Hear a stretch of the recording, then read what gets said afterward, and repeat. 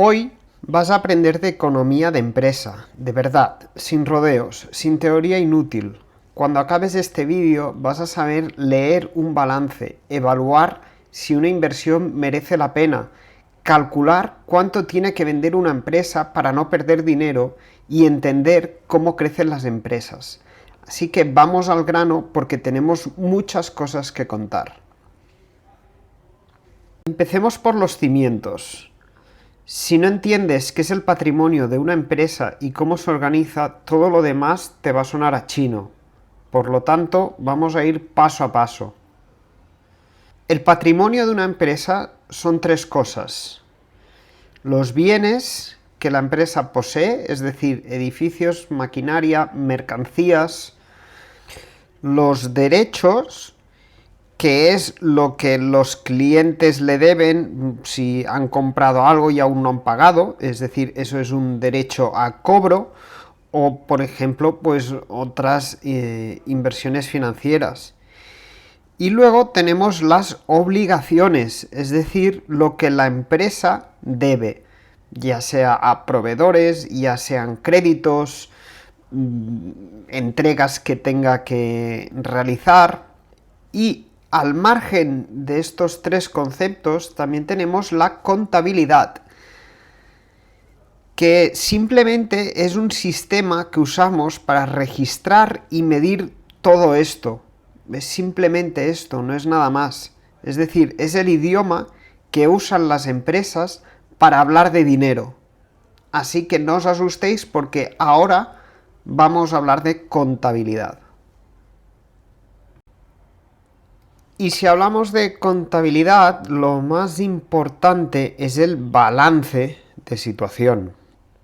¿Qué es el balance de situación? Pues simplemente es una foto del patrimonio de un momento en concreto. Suele hacerse al final de cada trimestre y al final del año, aunque depende de qué empresa sea, se hacen dos fotos, una a mitad de año y otra a final de año. El balance tiene una regla que siempre se cumple.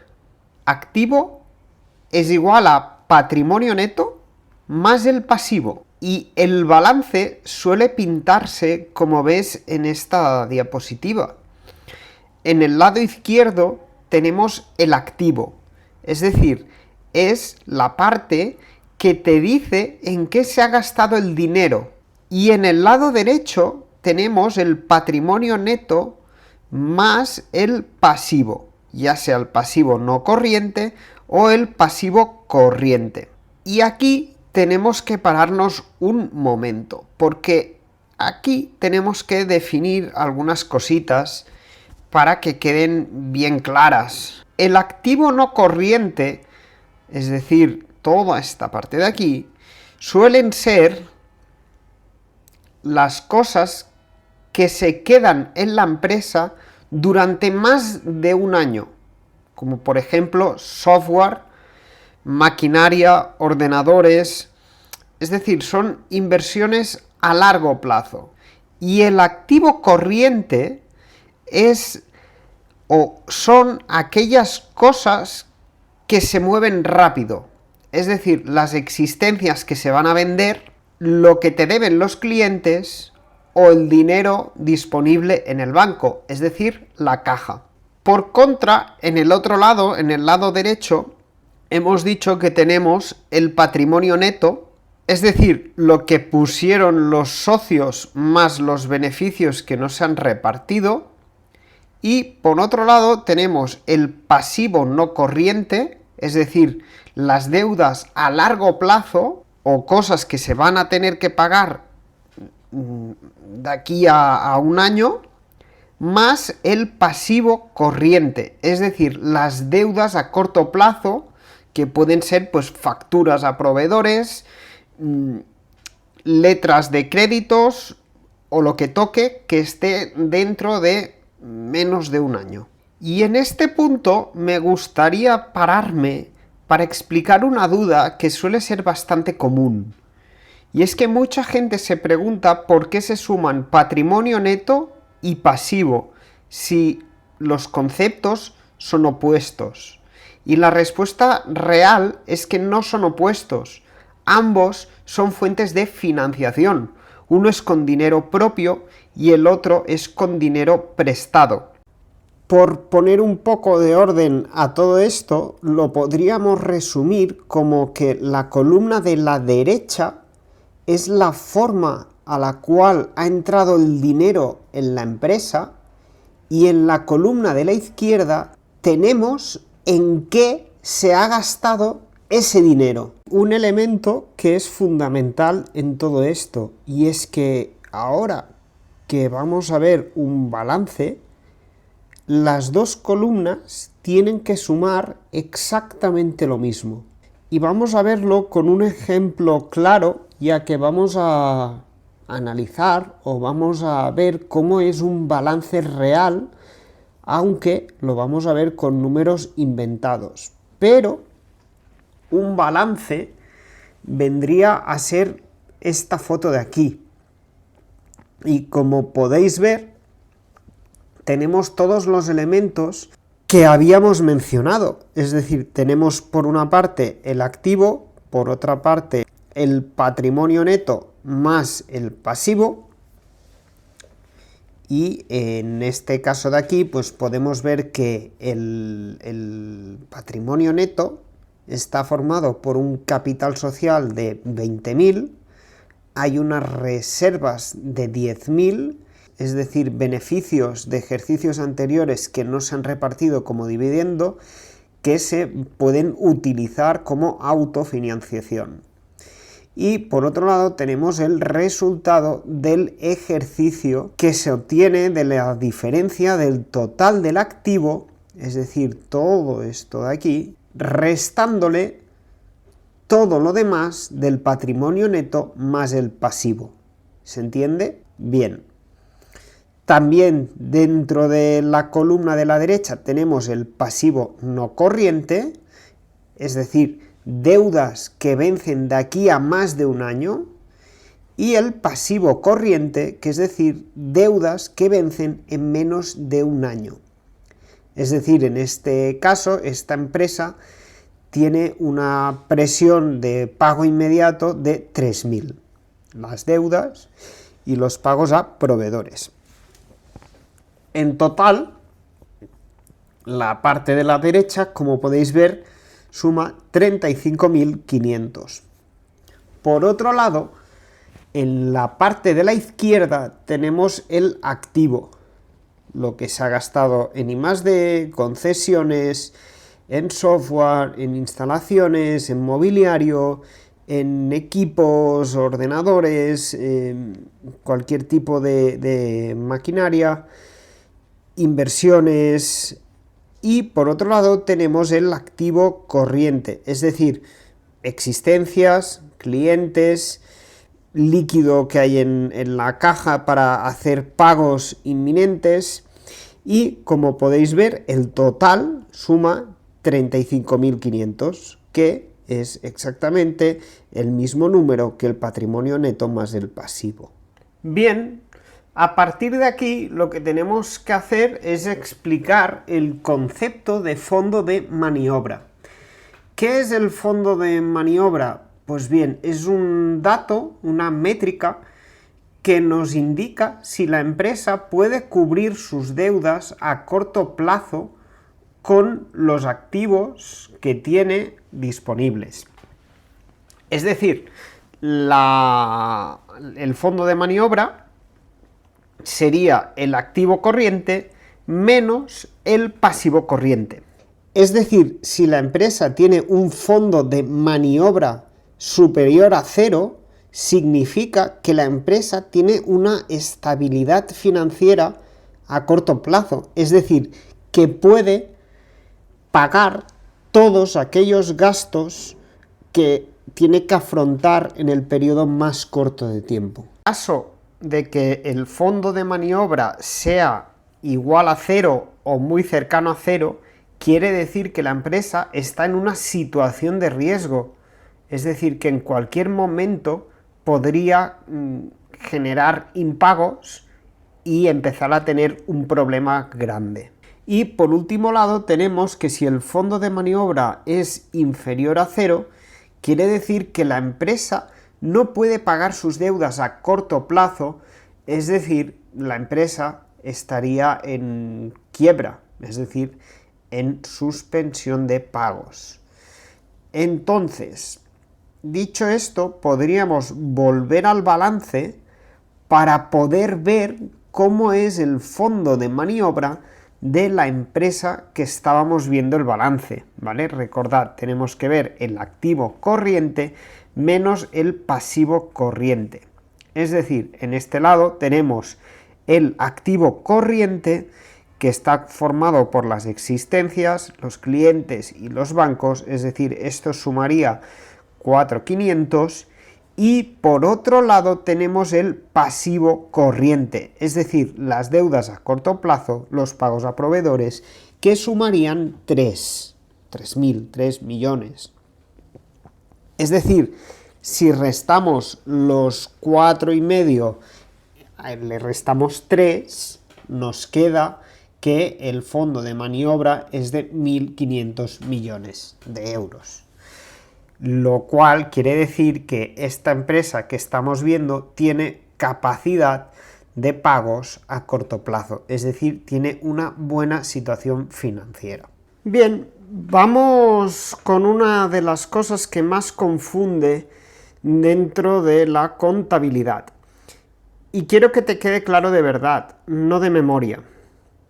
Vamos a hablar del debe y haber, que es algo que a veces puede ser un poco lioso. Primero, debe y haber no significa debe y tener. Tenemos que olvidarnos de esa palabra.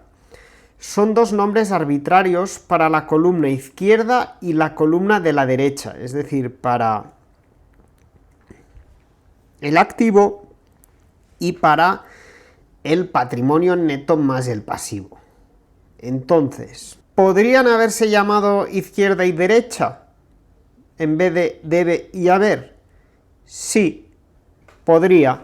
¿También podría haberse llamado columna A y columna B? También, pero se llama debe y haber. Punto. No tratéis de buscarle una lógica al debe y haber. Entonces, ¿para qué sirve el debe y haber? Cada vez que algo cambia en la empresa, es decir, compras algo, vendes algo, pides un préstamo, pagas un salario, todo esto se registra en al menos dos cuentas. Una se usa en el debe y otra en el haber, siempre por el mismo importe. Eso es la partida doble y eso es lo que garantiza que el balance siempre cuadre. Y ahora la pregunta es, ¿cómo sé cuándo tengo que poner algo en el debe y cuándo en el haber? Bien, pues depende del tipo de cuenta. Y aquí es donde necesitas grabarte esto en la cabeza. Las cuentas de activo, bienes y derechos, tienen su estado natural en el debe. Nacen por el debe. Cuando un activo aumenta, se anota en el debe. Cuando disminuye, se anota en el haber. Vamos con un ejemplo práctico. Compras un ordenador, el ordenador entra por el debe, lo vendes, sale por el haber. Las cuentas del pasivo y patrimonio neto, es decir, obligaciones y fondos propios, funcionan al revés. Su estado natural es el haber. Cuando un pasivo aumenta, se anota en el haber. Cuando disminuye, se anota en el debe. Vamos con otro ejemplo práctico. Pides un préstamo, la deuda entra por el haber, lo devuelves, sale por el debe. Las cuentas de gastos funcionan como el activo, aumentan por el debe. Es decir, las cuentas de gastos funcionan como el activo, aumentan por el debe. Piénsalo así, un gasto es algo que se lleva o te quita recursos de la empresa, igual que un activo que entra. Las cuentas de ingreso funcionan como el pasivo, aumentan por el haber. Un ingreso es algo que aporta recursos a la empresa, igual que una deuda te da dinero. Te doy un truco. Todo lo que está en la izquierda del balance, es decir, activos y gastos, vive en el debe. Todo lo que está a la derecha, patrimonio neto y pasivo, vive en el haber. Si te fijas, esto tiene una lógica visual perfecta con la estructura del balance. Y hay una regla que se cumple siempre, sin excepción. En cada asiento, la suma del debe es igual a la suma del haber. Si no cuadra, es que has cometido un error. Es así de simple y así de potente. ¿Y qué pasa con un saldo de una cuenta? El saldo es la diferencia entre lo que tiene acumulado en el debe y lo que tiene en el haber. Si tiene más el debe, el saldo es deudor. Si tiene más en el haber, el saldo es acreedor. Las cuentas de activo y gasto tienen saldo deudor normalmente. Las de pasivo, patrimonio neto, ingresos, tienen sueldo acreedor. Si una cuenta tiene un saldo anormal, por ejemplo, un activo con saldo acreedor, significa que algo raro ha pasado y hay que investigar. Vamos a ver todo esto en un formato un poco más visual, en algún ejemplo. Vamos con el primer ejemplo, la compra de un mobiliario por valor de 4.000 euros pagando desde el banco. El mobiliario, que es el activo, debe 4.000. ¿Por qué? Pues porque el activo sube y se anota en el debe. Por otro lado, los bancos nos hacen una aportación, con lo cual nosotros adquirimos una deuda, con lo cual nuestro activo baja y se anota en el haber. Vamos con otro ejemplo. Nos hacen un préstamo bancario de 2.000 euros ingresado en cuenta. En la parte de la izquierda nos aparece un activo de 2.000 euros. Es decir, hemos incrementado nuestra posición financiera, tenemos el activo subiendo y esto lo apuntamos en el debe. Ahora bien, esto supone que es deuda a largo plazo, es decir, es un pasivo, con lo cual esto se contabiliza en el haber, nuestro pasivo sube y como ya he dicho, se apunta, se contabiliza en el haber. Vamos con dos ejemplos más. Tenemos una venta de mercancía por valor de 1.000 euros al contado. Nosotros tenemos 1.000 euros, nuestro activo sube, se apunta en el debe. Y las ventas, que son un ingreso, van en el haber, el ingreso sube, se apunta en el haber. Y vamos con el cuarto ejemplo, el más complicado. Una compra de un equipo informático por valor de 5.000 euros en el que pagamos 3.000 al contado más 2.000 de forma crediticia. Equipos informáticos, 5.000 euros al activo, nuestro activo sube, se apunta en el debe. Los bancos nos han prestado 3.000 euros, nuestro activo baja porque adquirimos deuda, el haber se apunta en el haber. Y por otro lado tenemos proveedores por un pasivo por valor de 2.000 euros, nuestro pasivo aumenta, se apunta en el haber. Es decir, en el debe van 5.000, en el haber 3.000 más 2.000, es decir, 5.000. en el balance el activo sube por valor de 2.000, entra un equipo de 5.000, salen del banco 3.000 y el pasivo sube 2.000, es decir, todo cuadra. Y con esto cerramos el primer capítulo de este pequeño curso de economía de empresa. Espero que os haya quedado...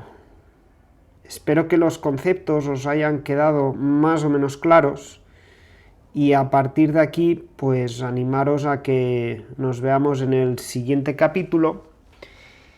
Y me gustaría pediros que os suscribieseis al canal, porque esto me ayuda mucho, que le dieseis un like al vídeo si os habéis llevado algún concepto y tenéis abierta la caja de comentarios para cualquier duda que os surja. Dicho esto, yo me despido y nos vemos en el siguiente vídeo.